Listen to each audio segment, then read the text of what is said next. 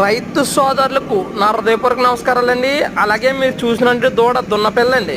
గేదె పెయ్య అయితే 2 ఎత్త పెయ్య 4 పళ్ళ మీద ఉందండి. పెయ్య అయితే ప్యూర్ ముర్రా క్వాలిటీ అండి. అలాగే సనకొట్టు విధానం కానీ, గేదె యొక్క రకం కానీ, పెయ్య యొక్క కొమ్ము తీరు విధానం కానీ, రొమ్ము నాడు విధానం కానీ చూడండి ఒకసారి. రైతులకు నేను చెప్పింది ఏంటంటే, మీరు మా వద్ద ఉదయం పూట సాయంత్రం పూట 2 పూట్ల పాలు చూసుకొచ్చండి. అలాగే గేదె యొక్క రకం పోల్చుకోండి.